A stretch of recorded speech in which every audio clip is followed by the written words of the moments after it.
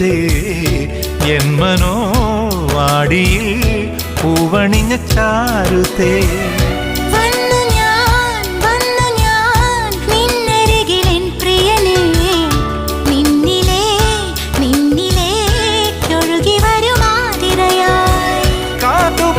കഥ പറയും കാനനങ്ങൾ പൂക്കുകയായി